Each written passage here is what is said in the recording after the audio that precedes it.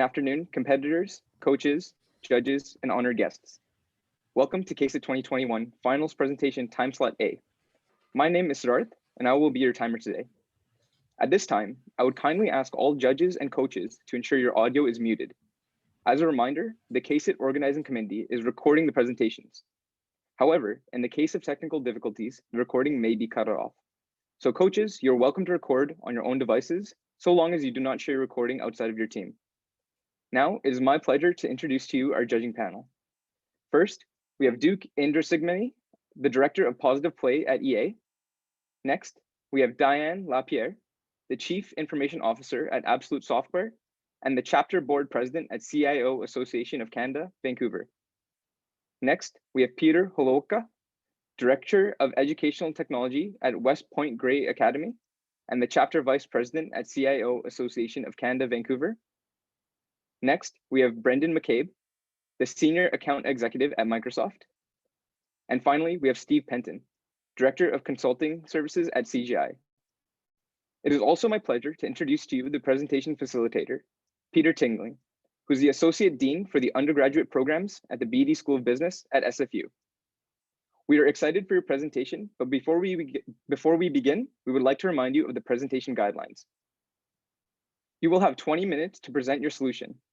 At the conclusion of your presentation, judges will have 10 minutes to ask questions. At the end of these periods, competitors and judges are not permitted to continue speaking, even if the time ends while they are mid-sentence. I will be using my own device to time the presentations and Q&A period. Competitors, you are responsible for keeping track of your own time, but I will provide chat warnings at the 5, 3, 1 minute, and 30-second marks. Please note that competitors are not permitted to reveal their university, country, or city of origin during or after the presentation. Thank you and good luck, competitors. You may begin to share screens and begin your presentation whenever you are ready. The timer will start when the first presenter starts speaking.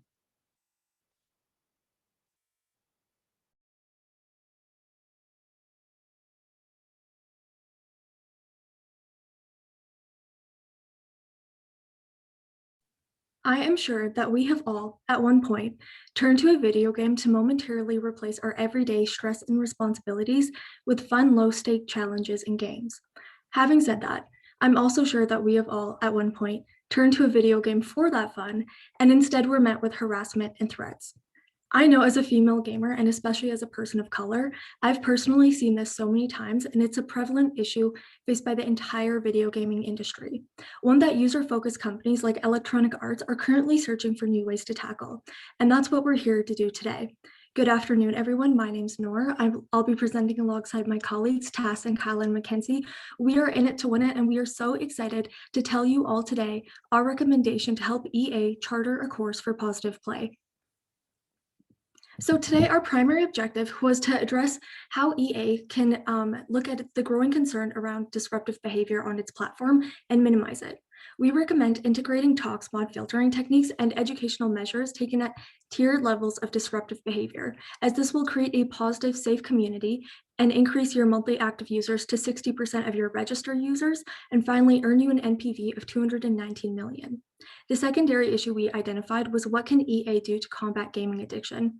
We recommend educating and connecting at-risk players with a hotline as needed, as this will improve positive gameplay experiences by 20%. Finally, we have recognized the issue of implementing emerging technologies to challenge cheating, and we recommend implementing blockchain to catch those items as well as currency fraud within EA's games. And this will recover 35% of lost revenue from cheating within the first year of implementation. And now Tassin will introduce the situational analysis. Thanks, Noor. We begin with a situational analysis that defines the current problem in terms of how your company can identify and address online harms, unhealthy play, and cheating while maintaining a fun, inclusive, and accessible gaming experience. EA's primary stakeholders comprise of gamers, the external community, organization partners, and of course, your shareholders. Gamers are those who play your EA sports games, and they want an inclusive, safe, and fair gaming experience. Next, because video game addiction has detrimental impacts among gamers, we must also consider the external community, who are the parents, the siblings, or the close friends of gamers that want to maintain a healthy relationship and preserve the well-being of users. Your partnerships with leading sports organizations and individuals, such as FIFA and Madden NFL, want to leverage the EA platform to promote their brand. And finally, your shareholders want to see your company attract new users and maximize profitability in doing so. So all things considered, it's evident that your company's stakeholders want to see a fun, inclusive, and accessible gaming experience. Now, taking a look at the current competitive landscape, EA competes with companies such as Riot Games, Epic Games, Ubisoft, and Activision Blizzard. With regard to both revenue and monthly active users, we can see that Riot Games, Epic Games, and Ubisoft are laggards in relation to EA. However, we can also see that Activision Blizzard positions itself as the current industry leader, leading in both revenue and in monthly active users. Now, this is particularly important to note because although Activision is an industry leader, a strategic course of action may enable your company to significantly enhance your competitive position. Now, before outlining a specific course of action, it's important for your company to revisit and reaffirm the key decision criteria that forms the basis of a solution moving forward. First, the solution must yield inclusivity and effectively mitigate online harms. Next, the solution must promote healthy play and prevent individuals from spending excess amounts of time in game. There should be a level playing field that prevents forms of cheating. The solution must educate players and prevent further misbehavior among players. And finally, the solution must be scalable and be able to perform under growing demands. Now, this brings us to the fundamental question of how EA can leverage technology to promote positive play. First, by leveraging artificial intelligence, your company can identify and monitor the activity on your servers. Additionally, blockchain can help identify irregularities and mitigate cheating. And finally, in addition to incorporating AI and blockchain, implementing various educational resources becomes a corrective measure to promote positive play. So taken all together, AI, blockchain, and educational resources represent our Inspire Positivity Play solutions that will promote positive play throughout your company's gaming community. Based on a decision matrix that compares these Inspire Positivity Play solutions to the current status quo at EA, we can see that these solutions improves upon the current inclusivity initiatives by using AI to implement corrective measures. Next, our solution also addresses healthy play and substantially improves upon the current parental control systems by using AI techniques to initiate hotline support. Similarly, Inspire Positivity Play solutions also build upon the current positive play charter by using blockchain, which not only identifies, but also mitigates cheating. With regard to education, while the current Building Healthy Community Summit does seek to educate players, our solution provides a more robust approach by utilizing AI to personalize education and actually correct user behaviors.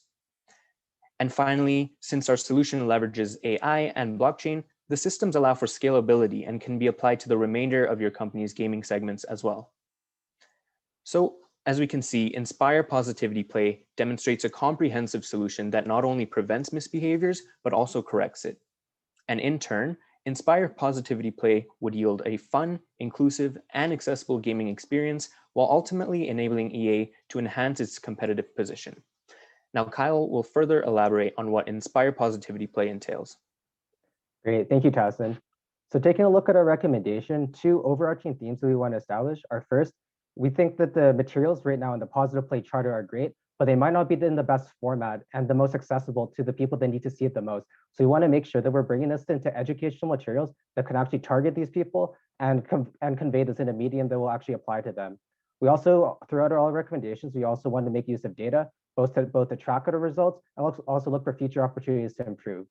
Starting with the first section of our recommendation, in terms of addressing online harms, this is where we want to bring in AI and machine learning in order to monitor voice and text chats, as well as take corrective action, putting in measures that will help turn rule breakers, deterring them from being repeat offenders, and reintegrating them back into our gaming environment.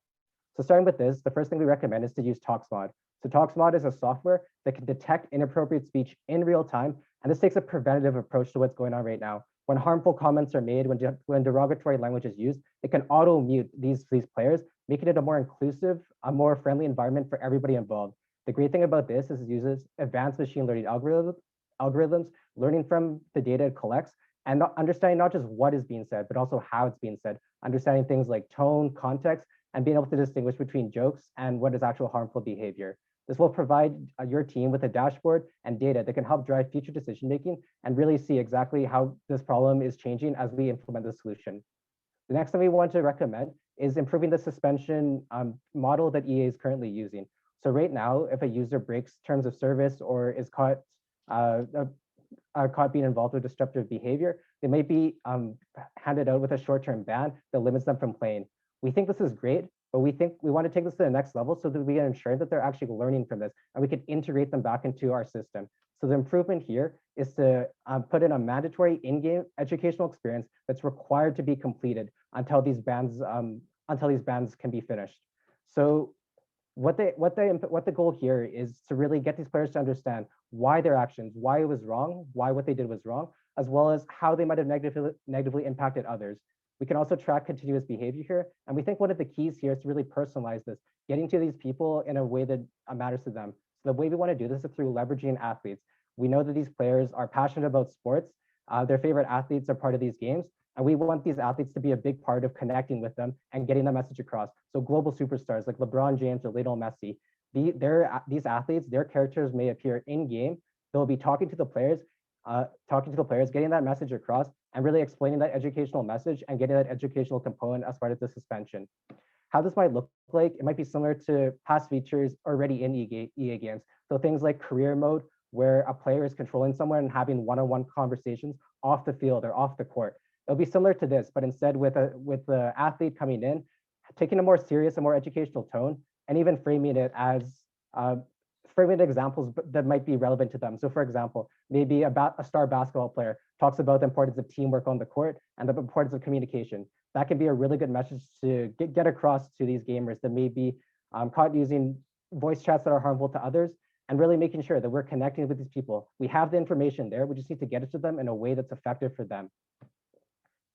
Something else we want to address as well is we understand that children are a very vulnerable demographic that EA caters to. And currently with the tools we are giving to their parents, such as child and teen accounts that limits what they can do, as well as FIFA playtime, which gives parents stats to track what their children are doing. We think these tools are great, but we also want to make sure that the parents have the knowledge, the information to make use of these tools as best as possible. So when parents sign up for an account, we want to direct them to resources such as new blog posts, articles and videos, mini courses, and frequently asked questions. Things like this to not only equip them with the tools, but also the knowledge in order to use these tools to their full potential. Going to the next area of our solution, we want to talk about unhealthy play, and we're going to be using AI techniques to identify at-risk gamers and direct them towards hotline support. So taking a look at what this hotline might look like. So the first step would be to identify metrics that might indicate that gamers are addicted or might be suffering from underlying mental health conditions.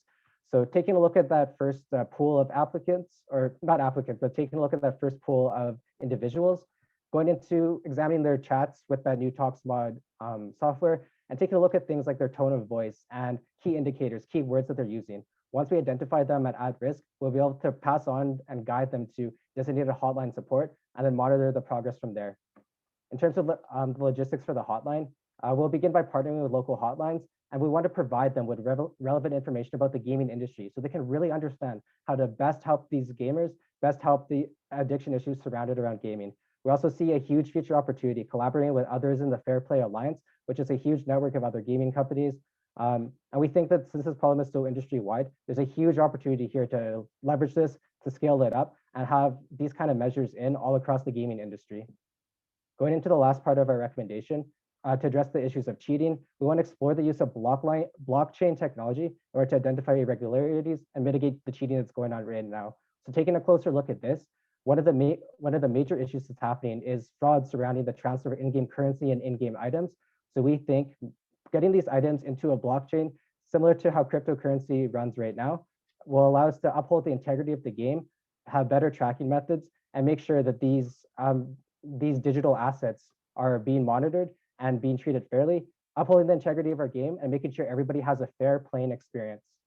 Going into some of the future uses of blockchain as well, we think that what we talked about is kind of the first use of it, but there's a huge potential to grow this in the future. And research has shown blockchain can be useful in gaming and things like identifying hacking, collecting items, connecting in-game items to sequels. So with titles like FIFA, where a new iteration is released every year, being able to take some of those digital assets and carry them forward is a huge opportunity for that. Also defending against the denial of service attacks and also improving just the game structure in general. There's huge uses here, and we believe investing early in blockchain, getting that framework can have short-term but also long-term impacts as well. And finally, look at our strategy here. So overall, this is how all these different pieces fit in. And what we really want to do here is, as much as possible, detect and prevent these harmful behaviors from happening in the first place. As much as we can do that, we think that this will create the more inclusive gaming environment and more positive environment we're going for, as well as when the time is necessary and when the situation presents itself, we do want to take a hard approach, taking on those corrective measures, and also, if necessary, getting rid of those behaviors entirely. So now that we talked about what we're going to recommend, Mackenzie will now speak on how we're actually going to implement these solutions. Thank you, Kyle. So for our implementation plan, we're going to break it down into 3 phases and have this project finish at the end of Q1 of 2022. So in the first phase, we're suggesting that you implement the different education pieces, as well as implement the blockchain anti-cheat features. This combined will cost $7.5 million. For phase 2, we recommend partnering with hotlines, as well as developing the parental guides as well as updating AI and machine learning, connecting it with your Talks mod, and updating the filters both for text and speech. These two things combined will cost $25 million. For phase 3, we recommend having a focus group, getting some feedback on its education, getting some feedback on the hotline information, and overall the strategy in general, and being able to change and implement it in your other games going forward, as well as marketing new features. This combined will cost $18 million, and their total implementation cost will cost $50.5 million. In the first phase, we have split it out into 3 key activities. The first activity being developing the education materials based on the Positive Play Charter, as well as education materials for the parents. The impact of this is going to make the charter interactive, ensuring that it is read, that people don't just skip past it, and that the parents understand about the gaming and the risks of addiction. The second thing we want to touch on is add education walkthrough, as well as education interferences. The impact of this is combating the main issues of harassment, online harm, and unhealthy play. Finally, in this phase, we want to develop and implement the blockchain network for the anti-cheat strategy. The impact of this will help identify cheating, and we'll be able to mitigate it through the ledgers in blockchain. The key takeaway here for phase 1 is we want you to develop and implement the education materials, as well as the anti-cheat blockchain network, in order to create a safe environment for your users. In phase 2, we recommend creating a partnership with TalksMod. The impact of this will help filter for hate speech, both in text and voice.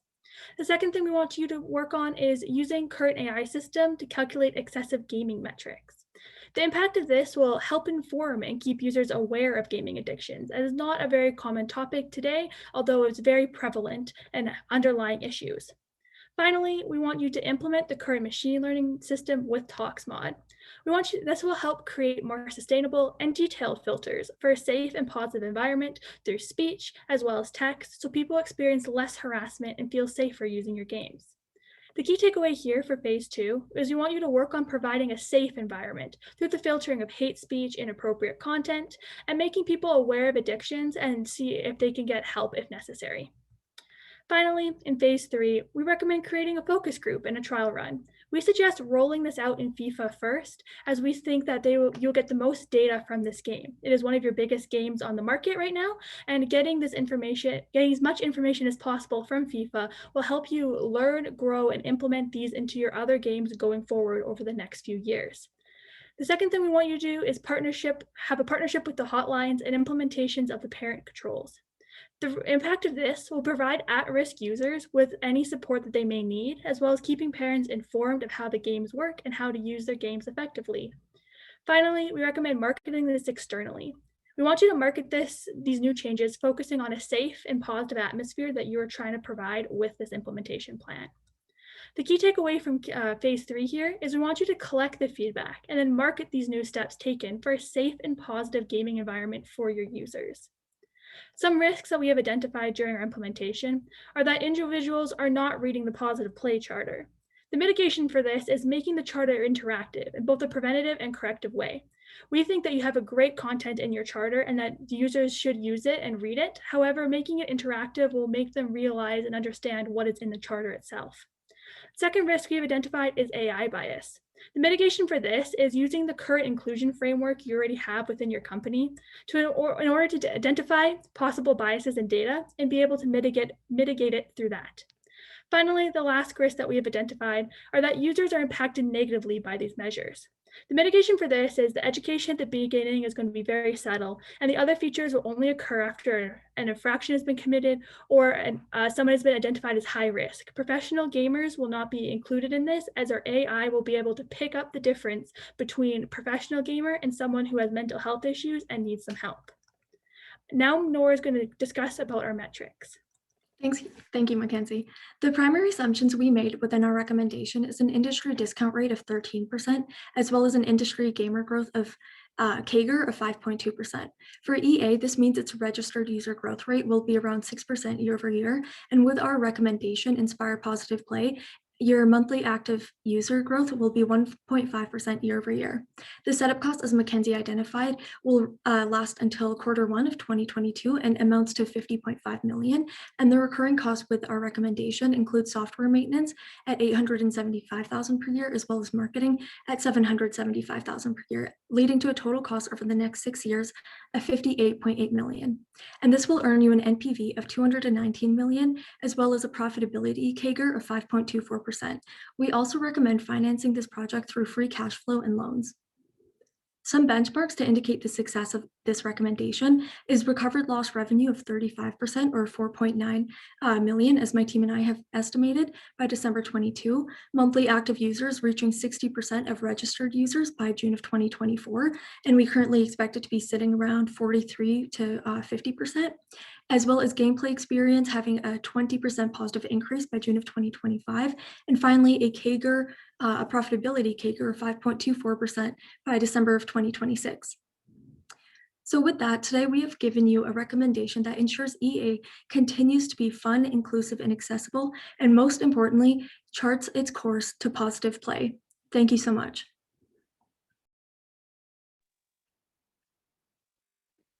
Thank you for your presentation. Please wait a moment while I prepare the timer for a question and answer period.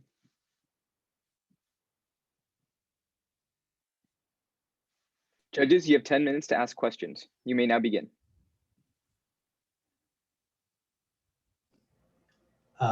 Yeah, I'll start. Thanks for the presentation. Appreciate sort of the holistic lens, the proactive, reactive lens to tackling the issue.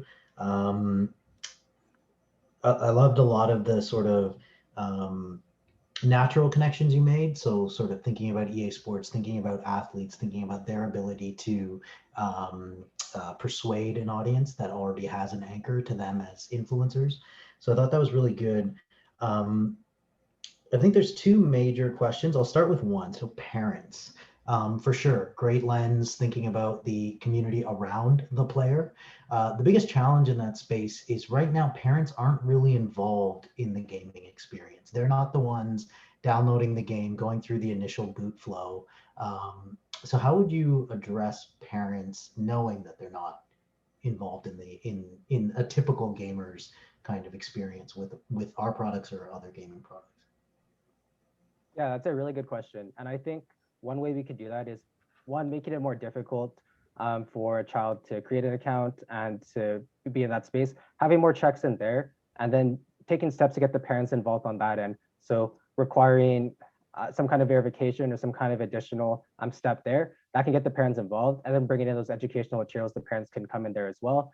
And I think another way we can tackle that, also tackling from another side as well, is also having maybe a marketing campaign, maybe getting resources out there to parents. So even if they aren't involved in it right now, if there's general knowledge about gaming, if there's general knowledge about how their kids are impacted by gaming, and since it's such a prevalent topic right now, that can be another way to get more parents aware of this, asking their kids these questions, getting involved in their kids' gaming experiences, and getting them integrated into our system and promoting that positive play. Thanks. I have one, if I may. I'm just wondering about your thoughts on scaling this out globally and how you're thinking about regional issues, localization issues, technically, when you're thinking about the AI models and all that sorts of things, but also finding, tracking, and engaging all those help helplines and support groups in the various different regions? Just what's your thought on that?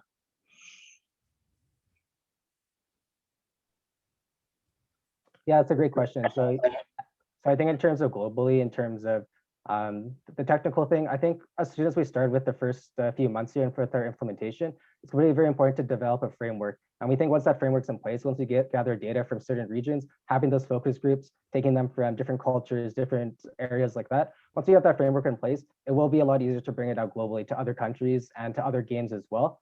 And then the continued collection of data, the continued improvement as well, having that mindset as well, and always looking for areas to improve, especially as new games come out. I think in terms of the hotlines and in terms of working with that, definitely we need to start with one region and just see how that works out and see what the process will be like there. And I think going forwards, working with local governments, working with local experts, things like that, we'll be able to take what we know and adapting it to those different areas. Great, thank you. I have a question about your stakeholder analysis. Very well done, all of you. Thank you for clearly the time and attention you've given to this. Your stakeholders covered a broad variety of groups. One that I noticed wasn't represented, and I'm wondering if you thought about it, was the employees of EA, whether they be the people who are in the customer service functions, who monitor chat, those sorts of things. Any thoughts about where our company's employees fit into this picture? Yeah, that's definitely a great question. The reason we didn't quite include your employees in our stakeholder analysis is that we really wanted to focus on how our games at EA are impacting society at large. And although we understand that our employees are sort of the one who are creating these games, they're going to also be the one who are going to roll out this blockchain, this AI, as well as assist in the development of educational platforms. We wanted to focus on the impacts that our games has on society at large. And these include those playing it, those who have relationships with those playing it, as well as our organizational partners. And in addition, of course, we wanted to include your stakeholders because we understand that profitability is a huge concern. But in terms of the overall image, we chose to sort of discuss the gamers, external community partners, as well as the shareholders here. Okay, thank you. I'd like to jump in. So I have a question, and I noticed that a lot of the focus is on the on the child and the parent relationship. But I'm also looking at the adolescent outside of just the parental relationship, and young adult gamers and even older gamers. And so much of the wellness is linked to the broader context of life. And so usually with addictions and sort of definitions of problems, it's a problem when it interferes with other aspects of normal life. And so how do you differentiate the person who's a problem gamer from someone who games a lot? And then you have the broader context of esports, where you have to spend a lot more time than the average person to get good at something. And so how do you, I worry that perhaps this moves the EA organization away from the top of the competitive ladder to more downwards if this is handled poorly. And if you start limiting the ability of gamers to advance in a game by having all these safeguards. So how is that not going to happen? That's definitely a valid concern, and we recommend leveraging AI to really determine if a gamer is just spending a lot of time because they have the extra time and they just want to play, versus they're spending that extra time because they want to escape reality, or they are feeling unhealthy, or just upset with their daily lives. So with this, there is a tiered system that will give them a response, but this will never be really hindering from the game. This will more so be a reminder to take a break and just letting them know that there is some resources they can access if they require so. And yeah, finally, again, the AI will be the main response to really determining the difference between a passionate gamer versus an at-risk gamer. Great. I see the slide in front of you. You've anticipated this question. Outstanding. And following from that, I just want to touch on the competition analysis that you performed earlier. Do you have any kind of idea about whether these new features and capabilities will keep EA ahead of the pack, or are these matching really what the competition is doing?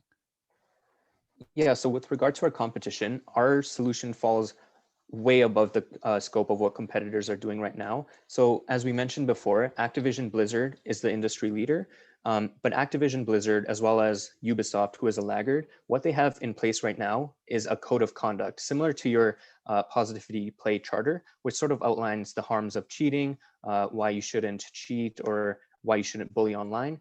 And so again, they have a charter in place, but what they're not doing is leveraging AI. They're not leveraging technology, including blockchain.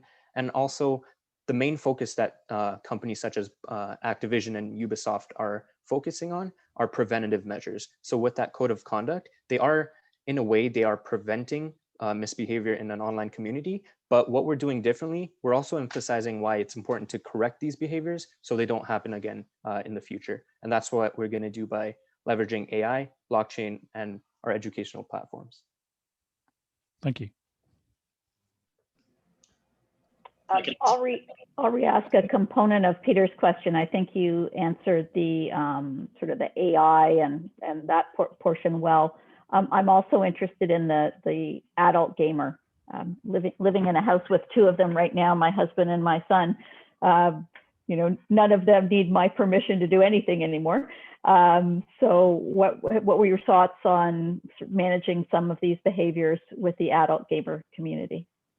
That's a great question. So with the adult behavior, the adult community, we still are going to have the little reminders in place. The AI and the voice filters and all that will still affect them. The parental controls are just an extra feature just for children. It's not going to affect the hotline. It's not going to affect the AI or the filters. It's going to affect everyone. So everyone across all age ranges will have that help if available. It will also have that extra help as well as that filtering so that it's a safe environment. You don't have inappropriate comments thrown at you no matter what age. We just added the parental filter in as kids are a more vulnerable group. That is not going to affect adults having this features as well. Thank you.